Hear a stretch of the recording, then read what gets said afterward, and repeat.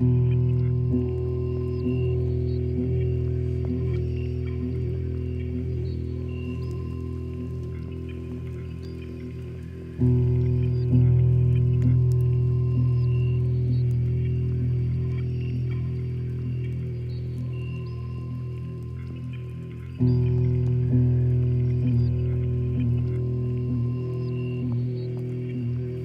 in the wilderness of northern BC, a small graveyard overlooks the Douglas Channel.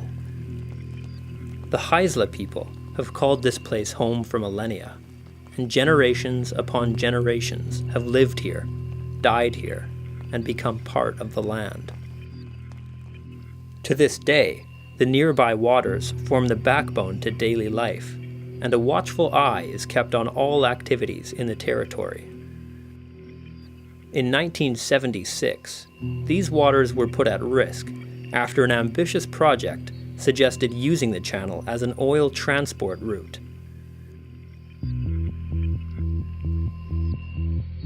The Princess Patricia was approaching the town of Kitimat, carrying investors and politicians back from a tour of a proposed oil tanker route.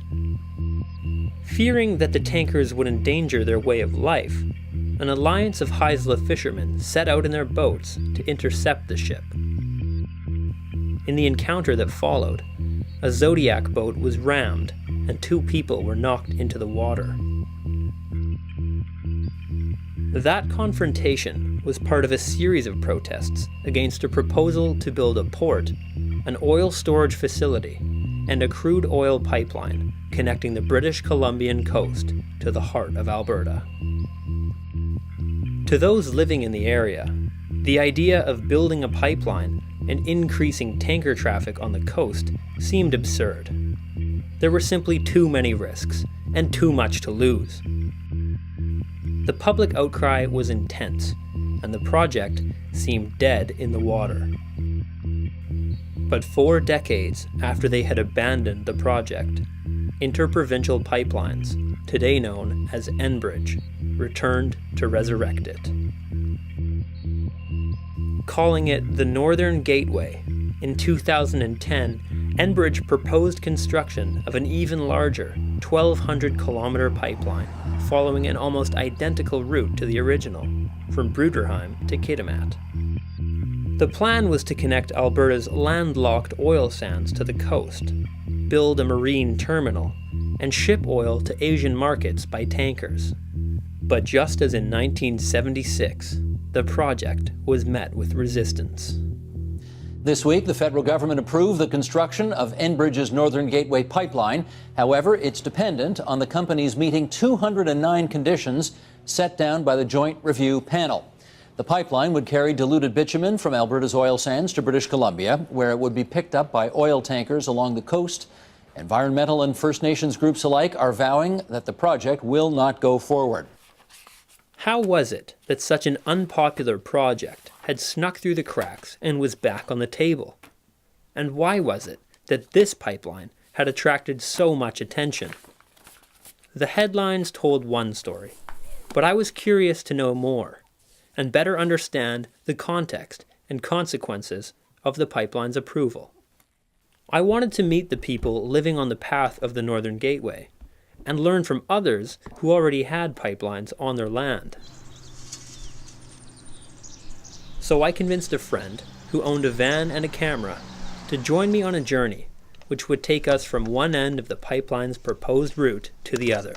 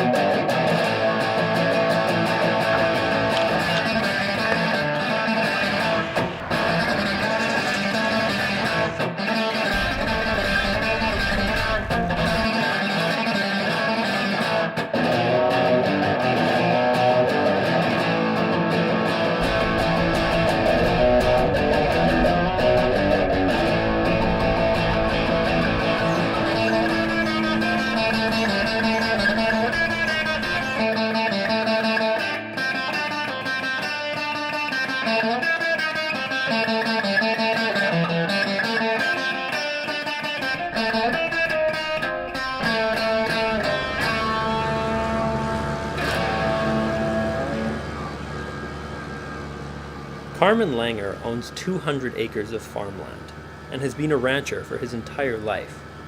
But the family farm sits on top of a massive deposit of bitumen, and if built, much of it would feed into the Northern Gateway. In the past several decades, this area has developed alongside the better-known Fort McMurray to become one of the largest oil producers in Alberta. As the industry has crept closer to his farm, Carmen's begun to realize that agriculture and oil do not so easily coexist.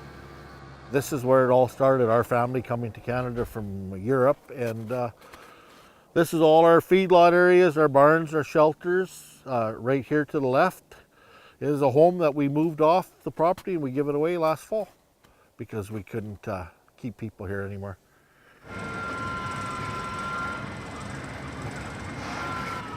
But before this oil ever makes its way into a pipeline, it needs to be steamed and pumped out of the ground. From here, it's heated in storage tanks until it's ready to be shipped. Thousands of these tanks have popped up in the past decade. But in the process of heating this bitumen, the tanks produce noxious gases, and that has led to serious health problems for Carmen and his neighbors. Our cows got very sick to where we had to have the vets out so often. Finally, my vet said, your cattle have to go and you have to go. And that's when we moved my parents off the farm. We couldn't keep weight gain. We're having kidney problems, respiratory problems, same as us. We have no energy left when you're breathing these toxins in your home. I am the fella that feeds you every day at your table and your children. We try to grow a healthy food, healthy beef, healthy bread, healthy potatoes is what the agriculture business does for the people. But the people working in this oil sands aren't even smart enough to realize, and our premier of our province smart enough to realize, we need healthy people in a province to produce this oil. What are we going to produce the oil for if we're going to kill everybody? Agriculture is equally or more important than the oil sands industry in this province. And it's been around in the province a lot longer than the oil sands industry has. And now it's totally neglected in the province. Bitumen production in the Peace River region has been expanding at a rate of 30% each year.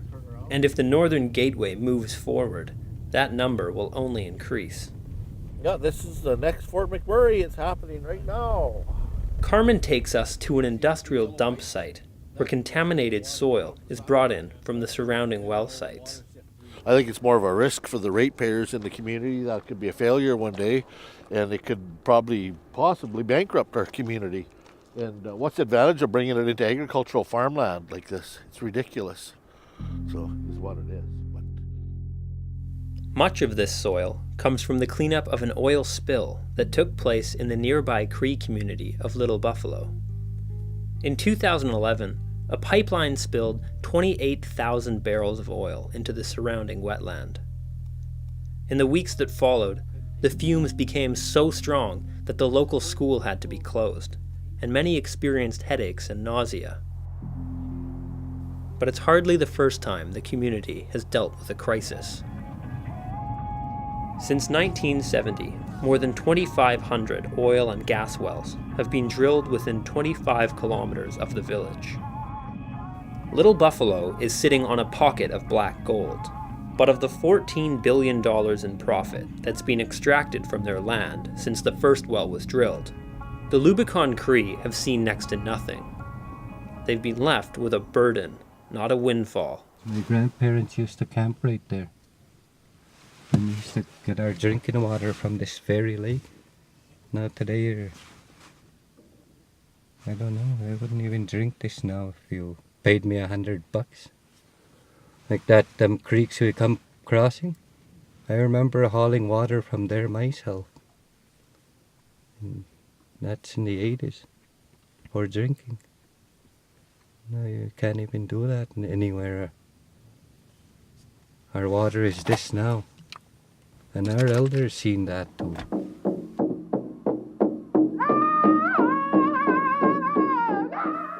The combined impacts of logging, drilling, and pipeline construction have all but eliminated the wildlife and have transformed the traditional way of life.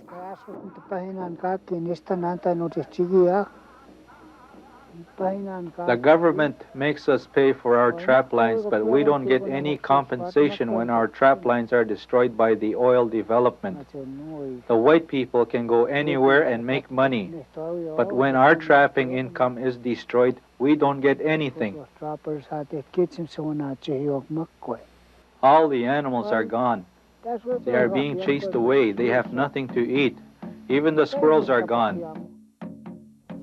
At a certain point, the cumulative impacts are going to have to outweigh the benefits of a development project. And it's not going to be that one single development project that's the problem, but it's going to be all of them combined. And the problem is that right now the review process is just way too short-sighted and way too specific, and it's only looking at a single proponent's development project. Decades of oil and gas development have destroyed the ability to make a living off the land, and unemployment is at an all-time high. Today, many people are left to choose between upholding their traditional values or working in the very industry which is to blame. Somehow principles don't hold as much weight when your kid is crying because they don't have what they need, right? And that's the moral dilemma. How do you take care of your children while at the same time having to take care of the land and protect it? And the solutions that are being offered to you are never good solutions, right? They're always about choosing your children over your land, right? And that becomes the real tough dilemma for a lot of people. In the winter of 2013, a blockade was formed after yet another well was proposed to be drilled near Little Buffalo. The Lubicon had had enough. Press releases were sent out, but no major media seemed interested in the story, and industry carried on as usual. Nothing anywhere. You start going viral on Facebook and YouTube and Twitter, and you would still get nothing. And it was just like nothing happened here. And still to this day, I mean, where's our coverage on CBC? Nothing. APTN, nothing. Very little. And if there was something, I missed it. I mean, you should play it again, because not everybody's at home all the time.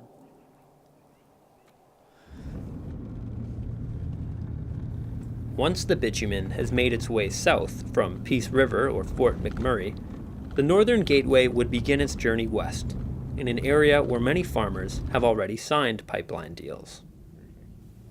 One section of the Northern Gateway has been planned to run beneath Jay Colson's property, right next to the Alliance pipeline already in the ground. It was only after he had let the first pipeline through that he realized it had paved the way for the Enbridge project.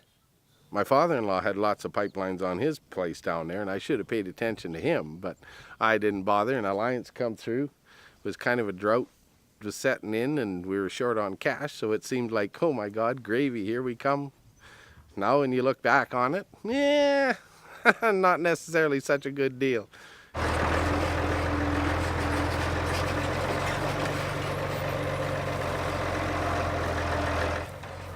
Signing a pipeline agreement comes with a lot of fine print. Before crossing a pipeline with any sort of equipment, a farmer has to ask permission of the company. Accidentally damaging a pipeline can come with a sentence of up to a year in jail or a fine of up to $100,000. For Jay, this means detouring onto his neighbor's land just to access his own field. It's more than just a job, it's home. And now you find out that, yeah, home isn't your home when they tell you, oh, it makes no difference to your farming activities. Well, apparently it's going to make differences. So I think they're going to get a lot of opposition to these new pipelines coming through now, because everybody here that when they went through with Alliance was green to it. And nobody knew the rules, but we're catching on quick. So. There was a time when farmers were proud to play a part in the expansion of Canada's oil industry. Pipelines were considered to be in the national interest, and signing an agreement was, in a way, taking one for your country. In the early days, agreements were signed giving pipeline companies the right to access private land for little more than a couple $100s. But times have changed, and today's farmers seem more wary of pipeline projects. After years of being taken for granted, they're beginning to organize in order to negotiate better land deals. You know, when the land agent does knock on a landowner's door, it's no different than the old days when guys came with 6-shooters to take your land. Instead of coming packing 6-shooters, they pack government legislation that just intimidates you and takes your land. In Canada, the National Energy Board is the one agency with the power to authorize major energy projects across private land. When a pipeline company encounters a landowner unwilling to grant access, the National Energy Board can issue a right of entry order. Acting on the authority of the NEB, a land agent can force a pipeline across private property against the landowner's will. From its earliest days, the National Energy Board has always enjoyed a close relationship with the oil and gas industry. Virtually every chairman of the NEB has either come from or retired to a career in oil and gas. Rather than act as an impartial regulator, if anything, the NEB has simply pushed the oil industry to build more. Which makes sense, because it gets 90% of its budget from levies on 4 companies: Spectra, TransCanada, Kinder Morgan, and Enbridge. The more oil is shipped, the more money the NEB gets. We promote safety, environmental protection, and economic efficiency in all the projects we regulate. We make our decisions in the interest of the Canadian public. We're the National Energy Board. It's a facilitator. It was created to make sure that pipelines got built and that it compromised the public and compromises landowners from actually having any say into whether they are going to accept a bad pipeline deal or not. Jay accepted a one-time payment of $10,000 to allow the Alliance pipeline to cross his property. It was only after the fact that he realized that banks see pipelines as a liability and were hesitant of approving a loan. That's my retirement down there, whether I pass it on to my nephews or I have to sell it to, in the way the pension funds are going. I mean, I may need that land to sell as a retirement package, and it's going to be worth a whole lot less, I think, than it would have been if they hadn't crossed it in the beginning. So we will see, time will tell. Of course, pipeline companies and the NEB both know that aging infrastructure can be a pain to remove. So it's become the norm to simply leave decommissioned pipelines in the ground. The abandoned pipeline becomes the landowner's responsibility. As it ages, it can collapse under the weight of farming equipment. And as it rusts, the pipeline can act as a conduit, spreading contaminants for miles. You and I understand what rent is. You don't get to go and say, I want to use your house, and here's a lump sum payment. I get to use it as long as I want, and when I'm done with it, if I've trashed it and wrecked it, it's your problem. You have to fix it up, but here's a lump sum payment for the use of it. You and I can't do that. Why do pipeline companies get to do that? Because the government has created legislation that allows them to do it.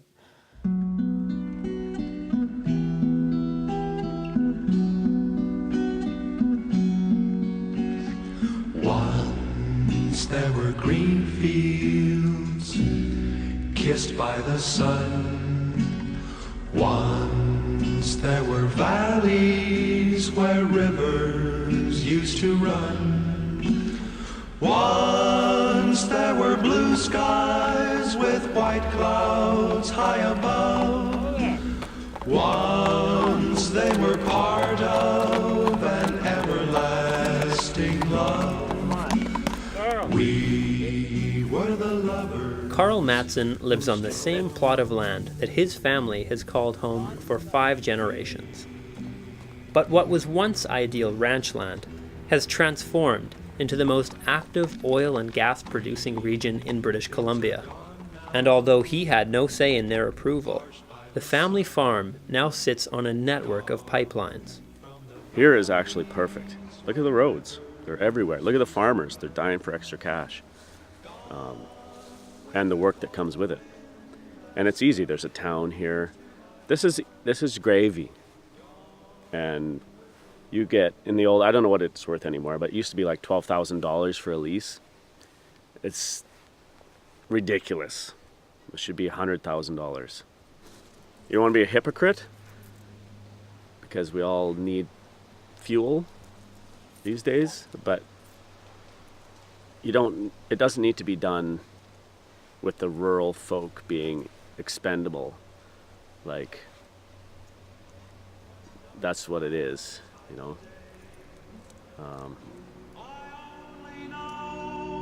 There's nothing here for me, nothing in this wide world left for me to see. Carl has learned to keep a camera close by at all times, and has gathered footage of explosions and pipeline ruptures near his property. As the industry has expanded, the frequency of these incidents has grown, but getting them on tape seems to be just about all he can do. You can't always worry about it, because it'll drive you nuts. But every once in a while you gotta start worrying again. So it does, it comes and goes, but it's changed drastically. You don't see it like you don't see pipelines. Once they've been buried and they're all over the place, this place is a labyrinth of pipelines. There's hundreds of them and you don't see them. So that's how you get over it on that level, right? Like you just kind of forget about it, but you know you're there. It's always nagging at you or like bugging you. No, I gotta practice this new rope, eh? The new one? Yeah. I didn't use it this summer. This thing, I'm gonna rig one of these up. Absolutely, Carl. Don't go to the mountains without that. I think the pipeline, if they try and push through the mountains and the 1,000 rivers and creeks and all this stuff, I don't know if it'll go just because they're gonna push it anyway, because people will get used to it, right? That's what they're banking on.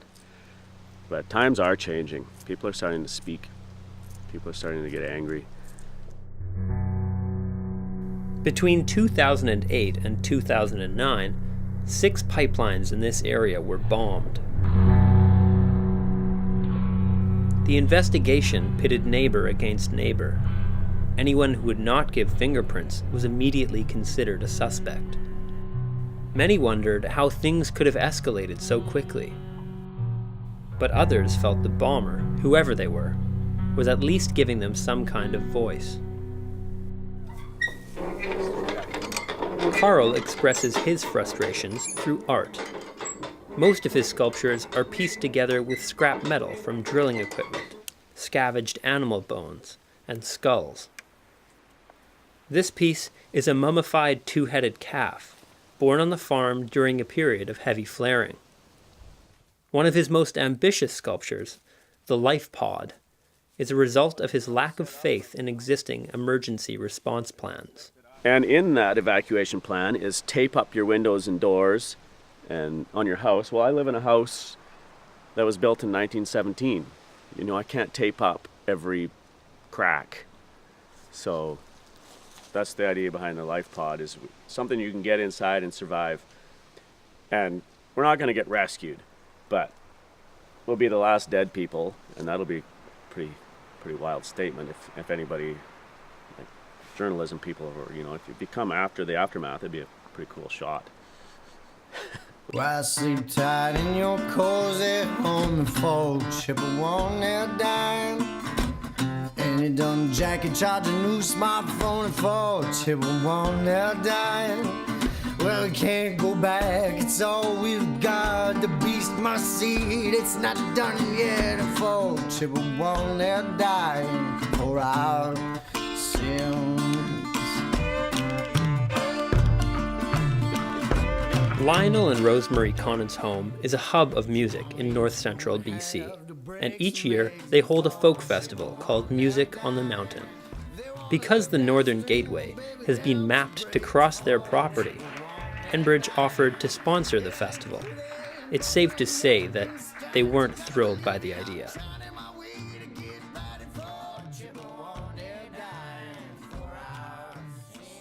Yeah, I got a phone call one day in the afternoon. Some woman. I shouldn't say who she was, where she was calling from, on whose behalf, or wanted to know who lived here, how many people, how many animals, how many pets. I said, why? Well, we need to know how many we need to evacuate. I said, evacuate? I said, I'm not going anywhere. Who the fuck are you? Oh, we're proposing to put a pipeline, and you're within the 1,000-meter boundary. And our watershed is even closer. That's how they told us they were coming. Or they were thinking of coming. So I just hung up the phone.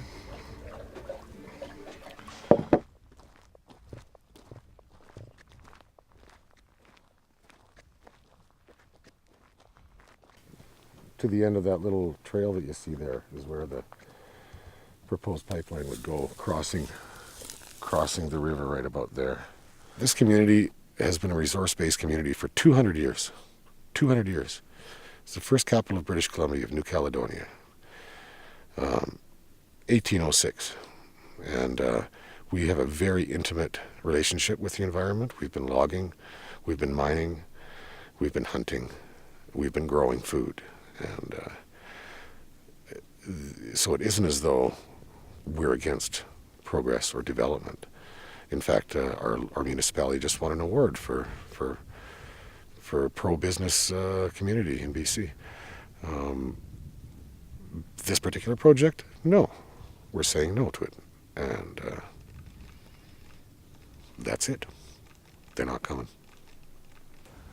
People don't realize what they have until it's just about gone, you know. And I've been fortunate enough, I've realized my whole life what we have here, and that's why I've never ever left.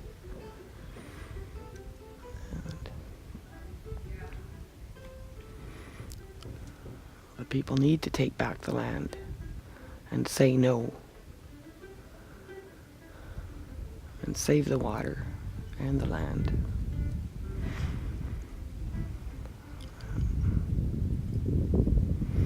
Picked rocks and sticks and stones and trees and stumps, and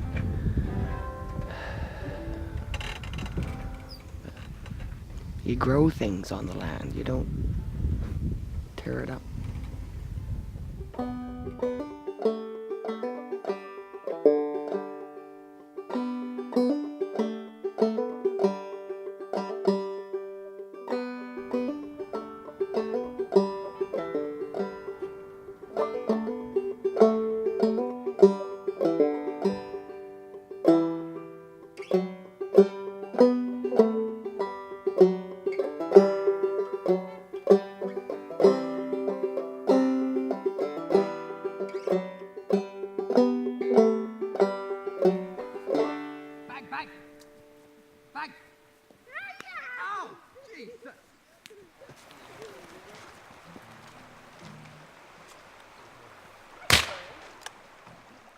This is my grandmother's gun, Grandma Arlene. I never met her, but that's why there's pink nail polish on the trigger right there, because she would use this gun to shoot rattlesnakes out of her garden. So I just got it from my dad and kind of inherited it, but it's pretty sweet. Just a single barrel shotgun.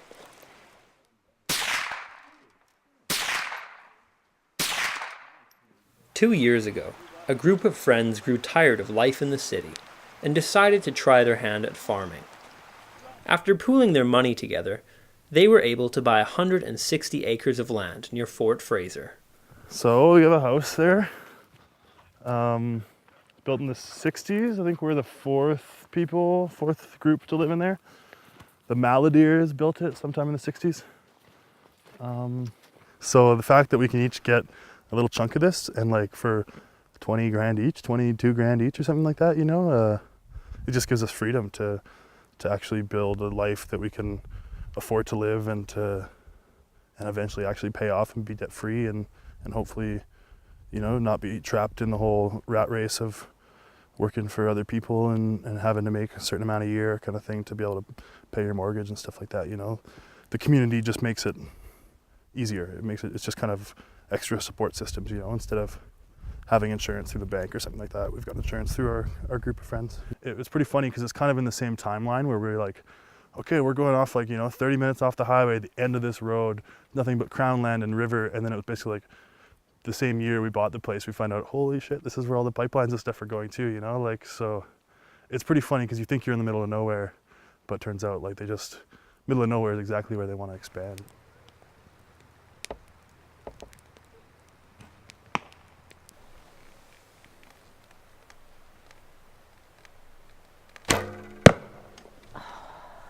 Haven't hit the bullseye yet.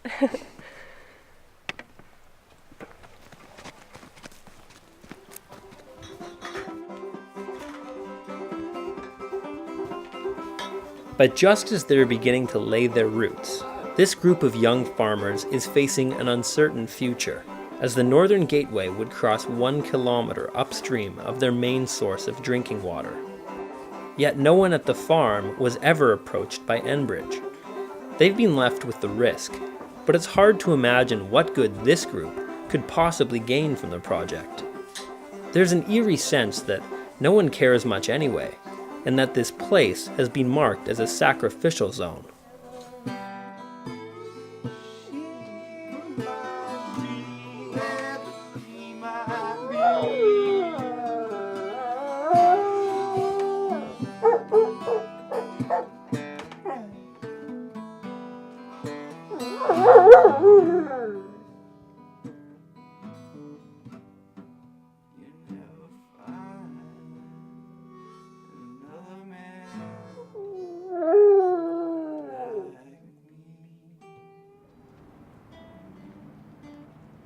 Given that the larger proportion of the population, and therefore the inheritors of the benefits, live in Vancouver and Victoria, they are going to be seeing almost all of the benefits of the particular pipeline, whether it's through royalties or whether it's through other monetary trade-offs on it. You need to actually give those people who have the risk of inheriting the consequences more fully, perhaps more of a say in the decisions, because they will not have more of a representation in the political decision.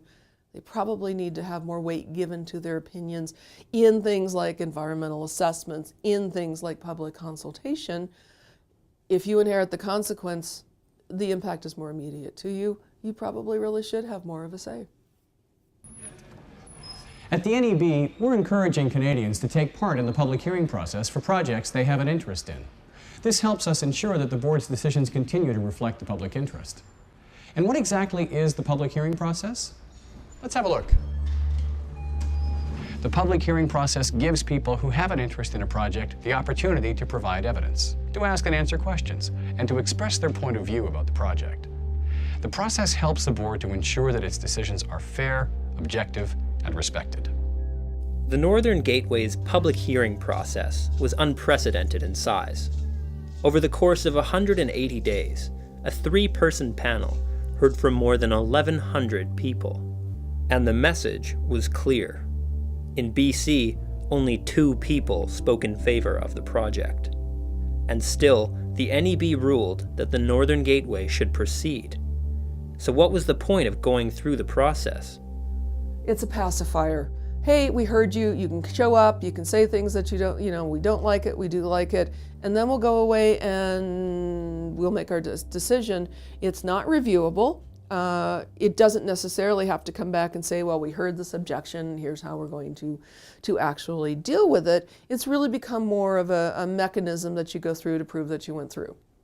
I think business and government has a way of saying things that seem very non-threatening, almost partnership-like. But when you look at the action behind it, it is the opposite. It's very oppositional. It's a way of saying, you're entitled to your opinions, or that's fascinating. I really like what you have to say, but never absorbing it, never giving it any real value, or seeing it as an equal worldview to European worldview. It's basically saying, that is a nice way of looking at the world, now I'm going to go out and destroy it. The government, I think, was quite shocked at what was happening on the Enbridge pipeline or Northern Gateway pipeline when hundreds of people lined up to make presentations. And Joe Oliver, the then minister in charge of the oil industry, energy, he seemed to think that this was outrageous, and we had terrorists, environmental terrorists out there trying to destroy the government and the energy industry in Canada. These groups threaten to hijack our regulatory system to achieve their radical ideological agenda. They seek to exploit any loophole they can find, stacking public hearings with bodies to ensure that delays kill good projects. Who are you talking about here? Well, first, let me refer to the historic opportunity, which is the opportunity to diversify our sources of our customers, really, Oliver never seemed to appreciate this is federal government legislation and they're just following procedures, and the Conservatives have been in power for a long time. Why didn't they streamline some of these procedures then to run processes quite differently? Large projects like the Northern Gateway had been put at risk by lengthy public hearings and tight environmental regulations. And so, the Conservative government rewrote the law as part of its 2012 budget. By framing the changes as part of a larger effort to increase economic efficiency, the passage of Bill C-38 allowed the government to roll back environmental protections. The Prime Minister removed all of the real barriers to the project by gutting environmental bills in one of his earlier omnibus budget bills. How can the Prime Minister possibly deny that he stacked the deck in favor of the pipeline? With the stroke of a pen, time limits were imposed on public hearings, joint review panels were abandoned, and pipelines were exempted from environmental laws. We used to have on the Fraser River, where the Enbridge Northern Gateway pipeline's going, we'd have federal fishery habitat biologists on all the bigger towns in Williams Lake, Prince George, Smithers, terrace places like that, and we've gotten rid of them. They were fired or laid off, and if you don't have the Fisheries Act in the way, you don't have biologists in the way, basically the pipeline companies are smiling. And they did lobby for this, there's no doubt about it. BC business councils, pipeline companies, oil companies, they did insist that the government do that, and the government listened to them. Joe Oliver, the Energy Ministry, well listened to them. Last year, there were more than 700 registered lobbyists for oil, gas, and pipeline companies in Canada. At conferences, dinners, and in closed-door meetings. Their job is to network, make policy suggestions, and strengthen the relationship between government and industry. And with Bill C-38, their efforts paid off. In 2011, a prominent group of lobbyists sent a letter to the Ministers of Environment and Natural Resources. In that letter, they outlined 6 environmental statutes that were inconveniencing the industry. 1 year later, Bill C-38 removed all but one of those hurdles. No more tedious environmental assessments, no more protected waterways, no more joint review panels. The stage had been set, and Canada was open for business. Thank you for calling the Enbridge Media Line. If you are a journalist, please leave a message and we will respond to your call during regular business hours. Adam McKnight at Enbridge. I am in the office today, however, I'm unable to take your call at the moment. After months of delay and unanswered emails, our hopes of ever setting up an interview with Enbridge were starting to fade. Sorry, Enbridge Inc. Calgary is not available. Record your message at the tone. No matter who or when or where we called, no one answered. We didn't seem to be high up on their list of priorities. Dead in the heart of BC's northern interior, the town of Burns Lake sits directly in the path of the Northern Gateway. John Fair has lived here for 20 years. Recently, he's put his life on hold to fight the pipeline. For him, the numbers simply don't add up. I'm not a mathematician, but when I look at the figures and look at the tax dollars that Enbridge is purporting would go to the governments, federally, municipally, and provincially, my calculations show that it's less than $2.50 per year per person in BC from all tax sources, whether direct from Enbridge or the offshoots from Enbridge activity. That compared to the livelihood and incomes of all of the people in the region, it's a no-brainer. Why would anybody even think that they could be convinced to put themselves at that sort of risk? People would be in work camps, workers. They're not going to stay here in Burns Lake when they're working at Buck Creek, miles from here, half a day's journey sort of thing to get there easily with equipment. The only people who really might benefit financially would be the liquor stores, drug pushers, sex trade workers, conceivably the police with the extra work they'd have because of the fallout of those other jobs.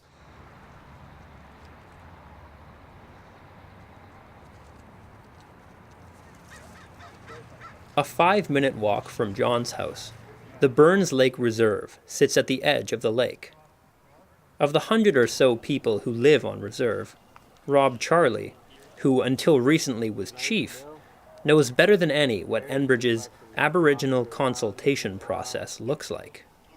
There's traditional people, there's hereditary chiefs that live in this village. There's elders that live in this village, never been consulted. They pick and choose who they want to use. As long as you sing the party line, you're the flavor of the day. But if you don't sing the party line, well, you're just a radical terrorist. We didn't have a choice of where we were born, but we'll certainly stand up. We know our traditional values and we know our traditional history. We're not going to just roll over like a couple of dead dogs. We'll go down swinging and fighting if we have to. We have no choice.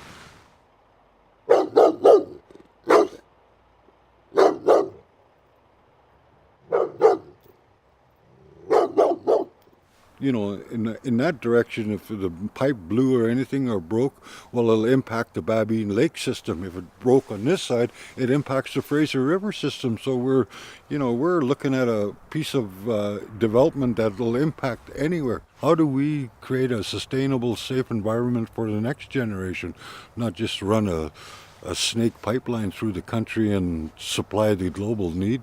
You know, is that necessary to put so much fresh water at risk? I don't think so. We got to have some common sense kicking in here. Recently, the company has claimed that the pipeline has the support of 60% of First Nations along the route. But exactly what terms have been agreed to, and who the company has been meeting with, is a bit of a mystery. How did you arrive at those numbers? What are the bands that you say that are actually on your side? And industry and government haven't been able to produce names of these communities or these leaderships. So it looks to be more like a psychological ploy to try to get people on board and be able to say, I don't want to be on that stinking ship. I just want to go with the majority. So it is playing on the psychological dynamic in that case.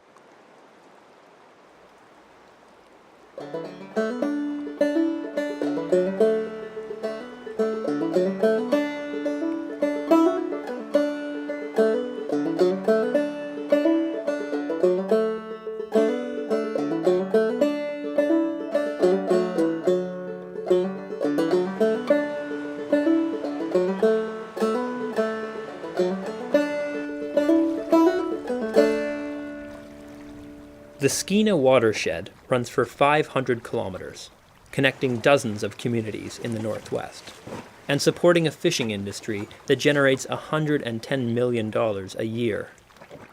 Tributaries shoot off in all directions, and guides like Len Vanderstar are in high demand. But just a few kilometers upstream, the Northern Gateway would cross directly over this river. These rivers are very important. And the First Nations regard them as sacred because their lives depend on it. It's a travel corridor. It's for the sustenance use. We still use it for that purpose as well. We catch and eat the fish. It's also the energy system. It drives the energy right through the entire watershed. There's been studies of isotopes that are only found in the ocean and that the fish have in their bodies, and they swim up these rivers. And they find these isotopes in the flesh of mountain goats. So it just shows you how the energy and the nutrient flow works. So when a grizzly bear or an eagle eats a dead fish, it then goes up to a mountain, defecates, the plants pick it up, and the mountain goat eats it. So the nutrient transport and the energy is taken from the salmon right to the top of the mountains in these watersheds. Everything's interconnected. It's amazing.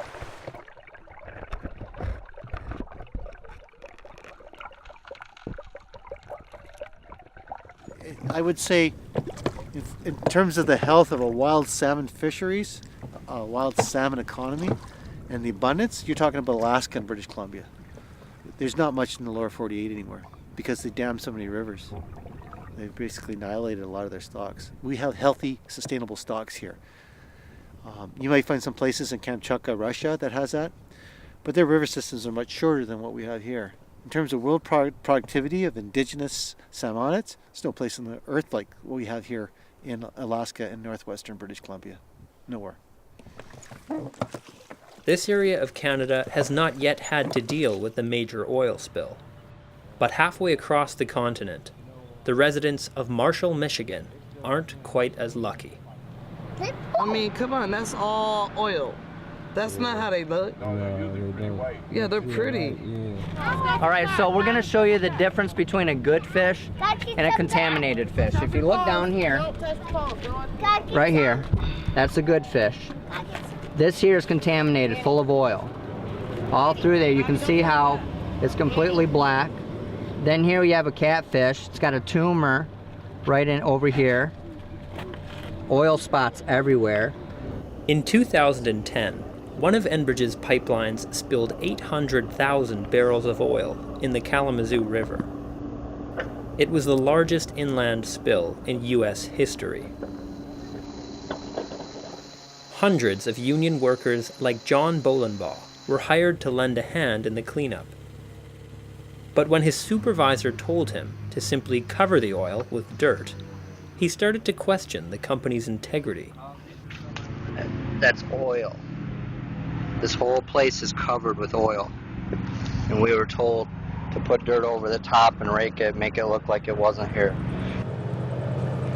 Just to show you, they're cutting the bottom of that dirt bag and they're emptying the dirt. See how it's coming out? They're putting dirt on top of everything. When the company found out that he had been filming, he was promptly fired. But John kept recording. His footage told a very different story than the one Enbridge had put forward. See it coming up? It's under the sand. It's not in the sand, it's under the sand that they put there in massive amounts. Ultimately, the company was forced to return for a second cleanup attempt. And 5 years after the spill, that work is still ongoing. It smells awful. John also interviewed residents living directly beside the river in order to get a sense of how their concerns had been dealt with. Many had developed serious health issues, including respiratory problems and memory loss. Would come, they would leave because the smell was so bad that it made you sick to be here, gave you a headache. What were you offered by Enbridge to sign off your rights? An air purifier or an air conditioner. Or an air conditioner? Yes. Not both? No. What did they offer you? $250. $250. Now, didn't you get sick from this? Yes, I got sicker. Yes. And did you go to the hospital and see your doctor about it? Yes. And what did your doctor say? She said that's where it came from, the smell. It affected my asthma real bad. It's seriously unfair the way they're treating people. You know, it's unfortunate that they had the oil spill, but I think that they should help everyone that's involved, not just, just draw a line and say, we'll help those guys and too bad for you. The river is cleaner, the community is stronger, and the legacy that this company leaves behind is very, very positive. Despite their past performance, Enbridge has tried to promote the safety of the Northern Gateway through a massive marketing campaign. In television and radio ads and full-page newspaper spreads, the company has tried to brand itself as a green, environmentally friendly steward. But it seems that marketing strategy has backfired and has left many more skeptical than ever. Let's literally make it green, because then they'll believe us that we're building a better pipeline.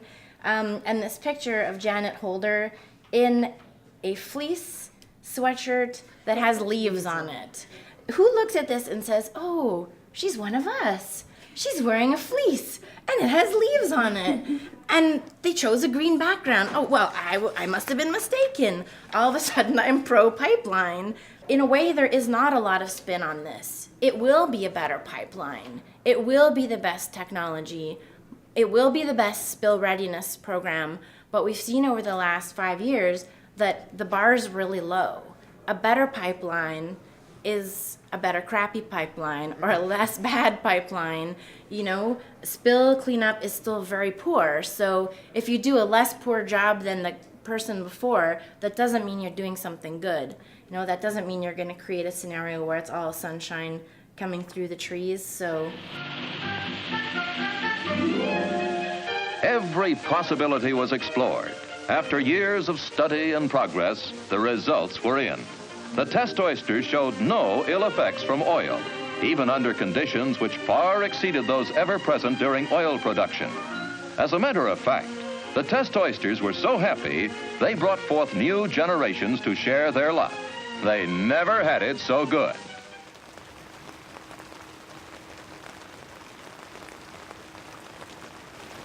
At the end of its 1,200-kilometer journey, the Northern Gateway would end here, in Kitimat. A few kilometers from the center of town, an oil storage facility would be built to supply tankers coming in and out of the Douglas Channel. Yeah, right here, roughly around here is where the Northern Gateway terminal would be. Enbridge terminal will be right around here, neighboring with the LNG terminal. There's definitely a lot of fear for what could happen to our salmon and the fish that we catch and preserve or catch and use as traditional food. If the Gateway project happens, or even LNG for that matter, all the tanker traffic could definitely interfere with the spawning of our fish. You know, what if there's a possibility that it's not even going to be there anymore? And I think, well, actually, I know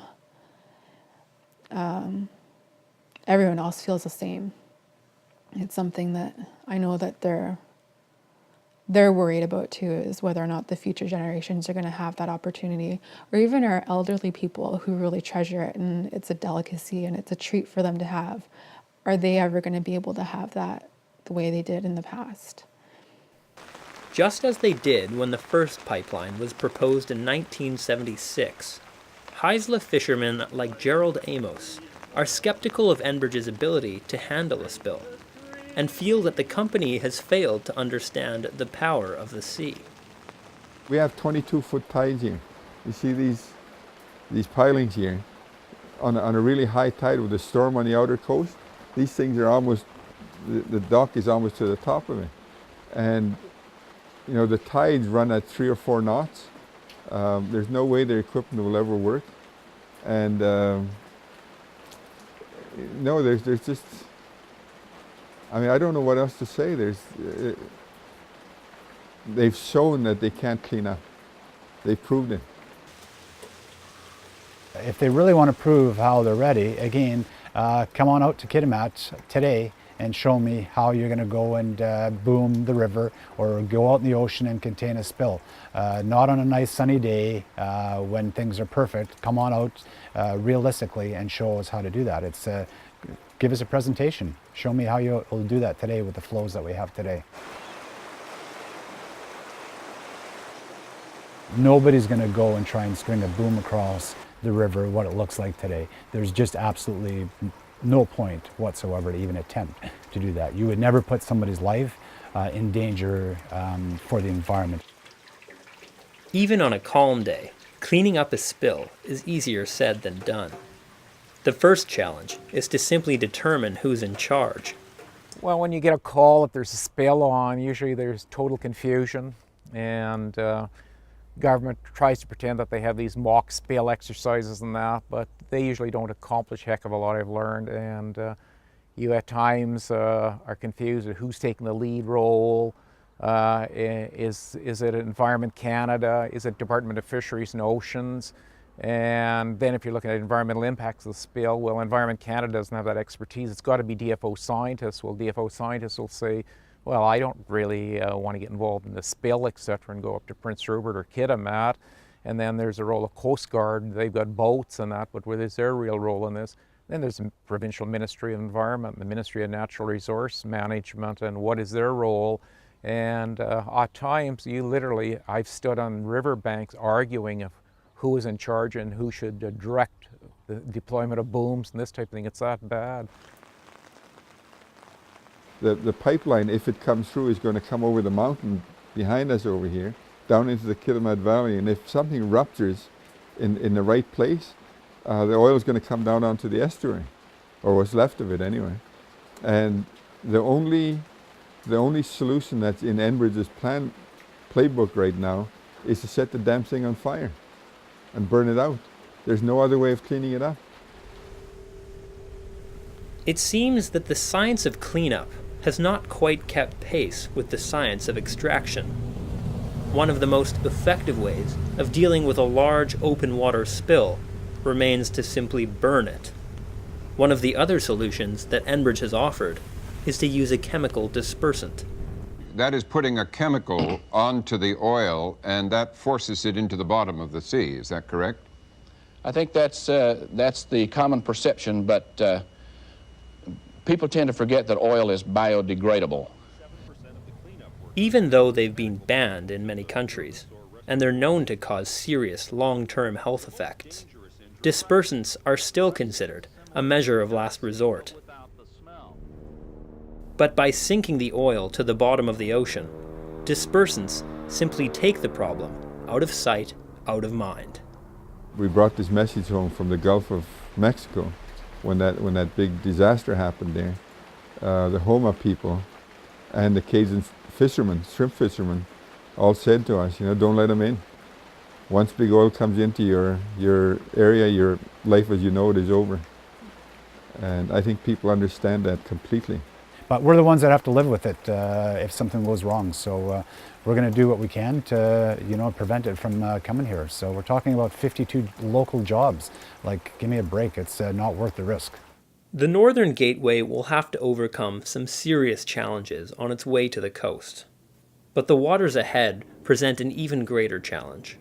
Communities far away from the pipeline have been left feeling anxious about their futures, as the tankers would need to cross the Hecate Strait, a stretch of water which experiences some of the worst weather in the world.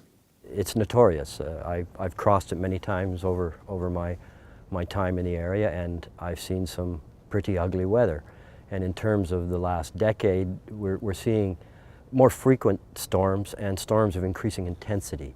And that in itself is worrying. So you're setting up a situation that isn't conducive really to taking chances with, all right? It's something that you give the greatest degree of respect to that you can.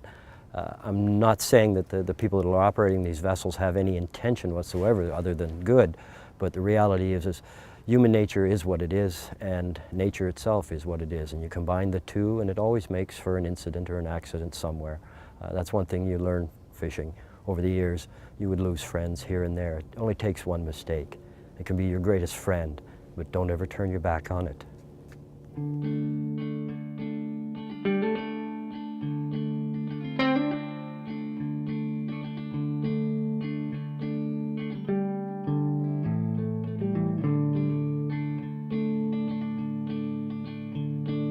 Come all gather round for a story I'll share.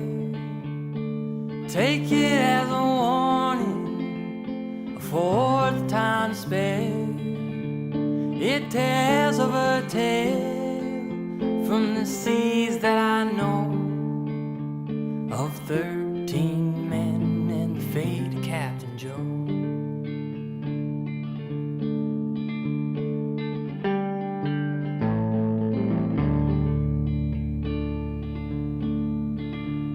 I've never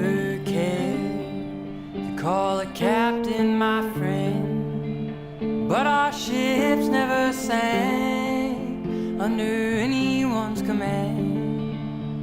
Our bellies were full, we'd been drinking too long. We slept as it warned us Captain Joe was evil's son. But he sang, oh, oh, oh, oh, oh. Every man will get all that he's owed. The Northern Gateway project would involve sending 220 tankers per year past the north and southern tips of Haida Gwaii, a small set of islands 100 kilometers off the coast of British Columbia. And it's quite clear what locals think of that idea. Every man will get all that he's owed.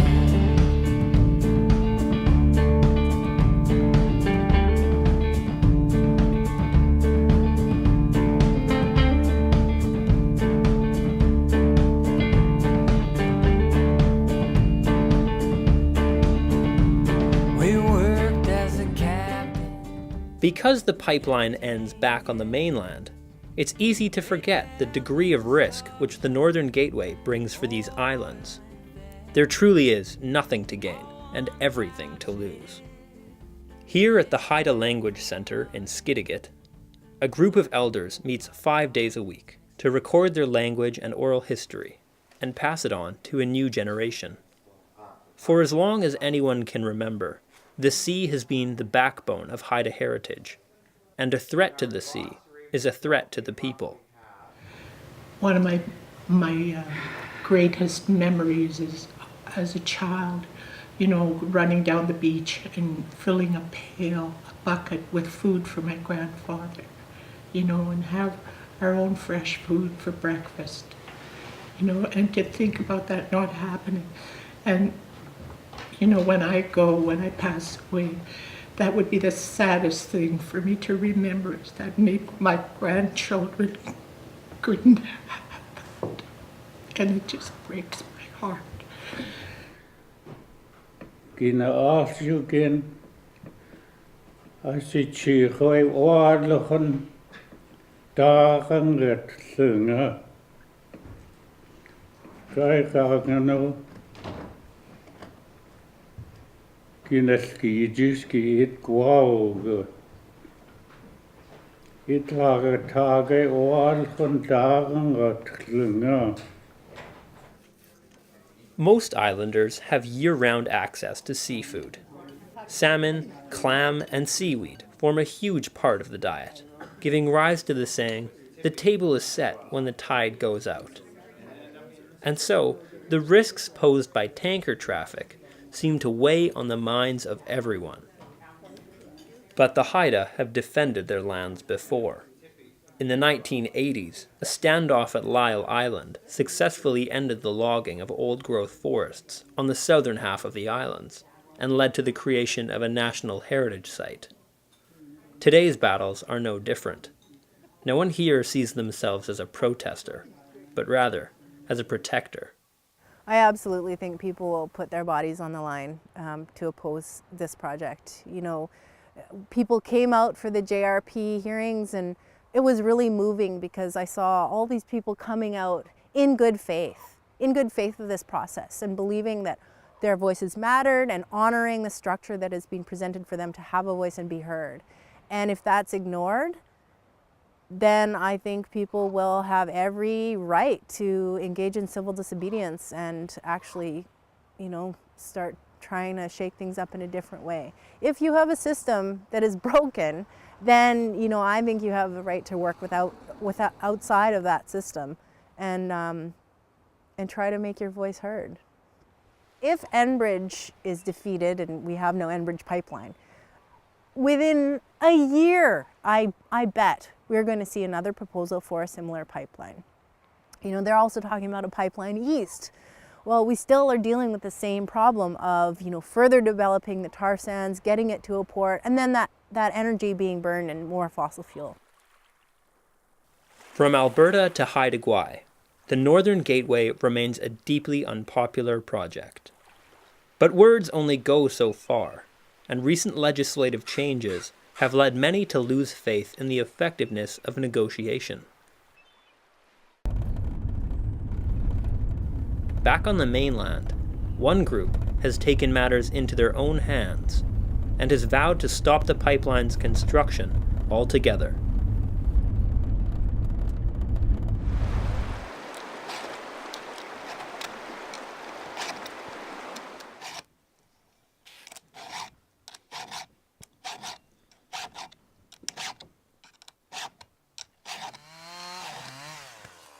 Four years ago, the Unistoten clan of the Wet'suwet'en Nation learned that a handful of pipelines, including the Northern Gateway, were planning to be built across their land. They responded by blocking the bridge leading to their territory and building a camp roughly 100 kilometers inland from Kitimat. Volunteers from across the world come to lend a hand in whatever way they can. Gathering and conserving food allows the Unistoten to be largely self-sufficient. We don't belong in the Indian reservations. Those are created by the federal government. They're created so that they can take us away from places like this so they can do what they want. And we have to put a stop to that. Our ancestors are out here wondering what the hell is going on. They're looking at the logging, they're looking at the mining, the proposed pipelines, the agriculture, these frickin' cows all over our territories. And they're wondering what the heck is going on. Where are our people? Did they all die? Did they disappear? And they're out here on our lands waiting for us to come home.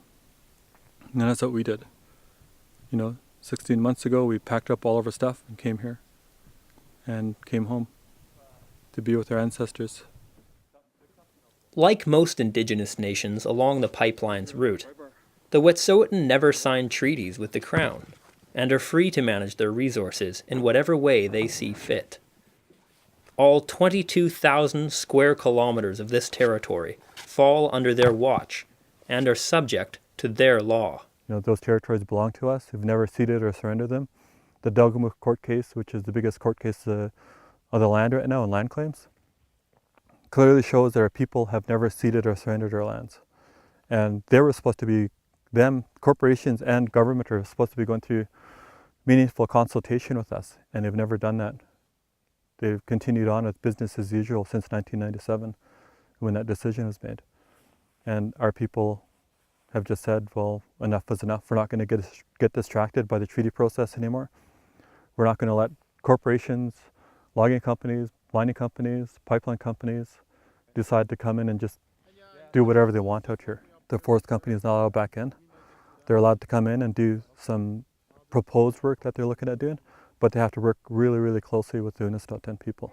There's an animal trail and a traditional trail. We had a trail back in the day. Oh, okay. And it still goes by our pit house. We have a pit house being constructed here. Oh, okay. But the trail comes down to the river and it goes up this hill. The game has changed here. You're not going to push your way around and try and make us look like that we're the terrorists and we're doing wrong against the world, because we're getting more and more support. The more places we travel and speak, the more support we're gathering. And so the government and industry doesn't know what they're up against. We're not just some stupid Indians that don't know what they're doing. We know what we're doing. We've done our homework and we're doing everything to educate everybody, and we're preparing ourselves.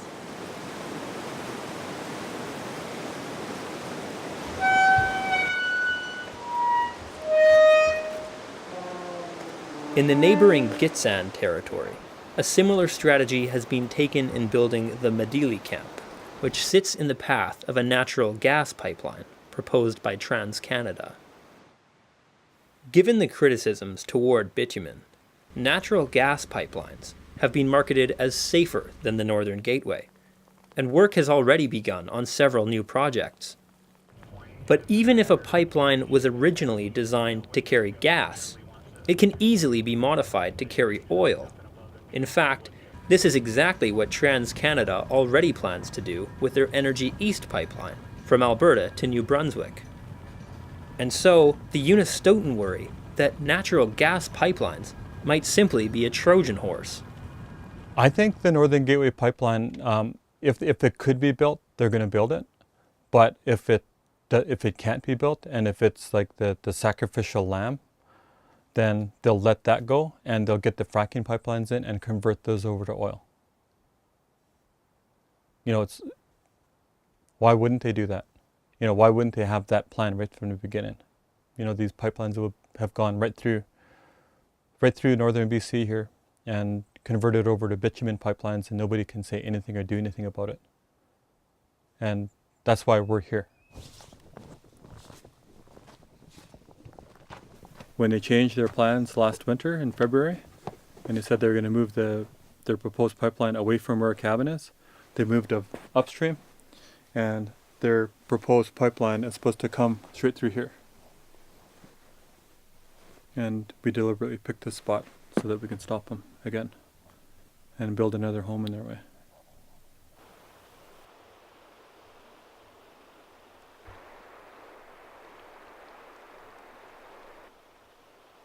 The Unistoten camp is much more than a blockade.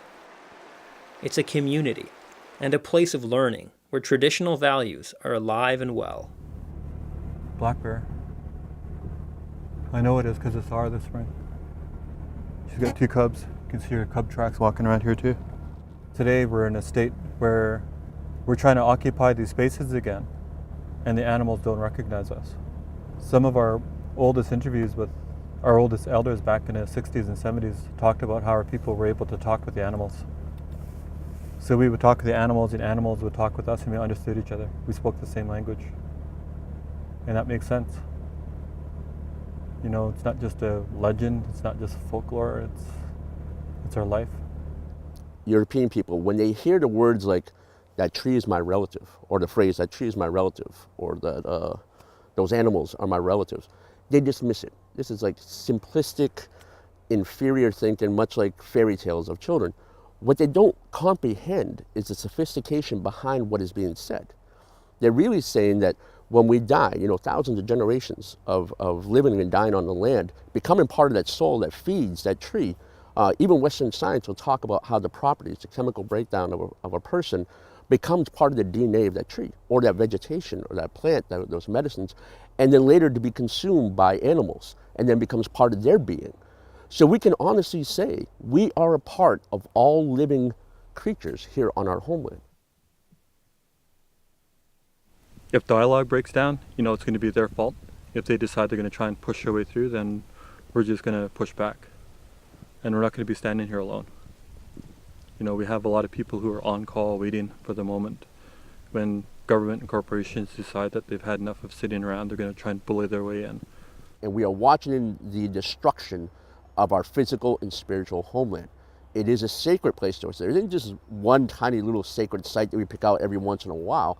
The homeland in its entirety is sacred. So we have that kind of connection. So when you see Indigenous people go out to protect their land, that's coming from that kind of relationship and that kind of mentality, that there's an obligation to protect the sacredness of that homeland. You know, you have to come in fearless and willing to do any sacrifices that anybody else would have done in the past with us.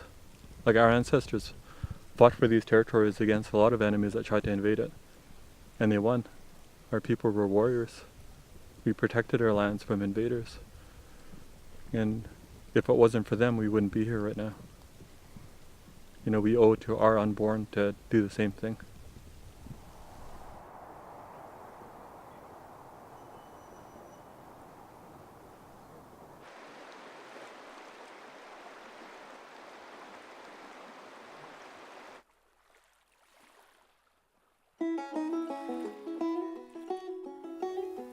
Years ago, when the first pipeline was proposed, communities throughout BC and Alberta took a firm stance and drew a line in the sand.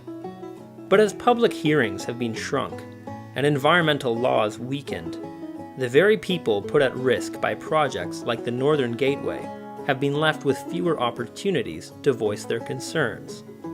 Bit by bit, the clock is being turned back, and instead of learning from past mistakes, they're being made all over again. The government may have approved the pipeline, but it has clearly failed to consider the best interests of those living in its path. In response, opposition to the Northern Gateway has been galvanized. But farmers are not radicals, and First Nations are not special interest groups. They're simply unwilling to put so much at risk for so little in return. The story is far from over, and if this journey has taught me anything, it's that the Northern Gateway is much more than a pipeline. It's a sign of things to come.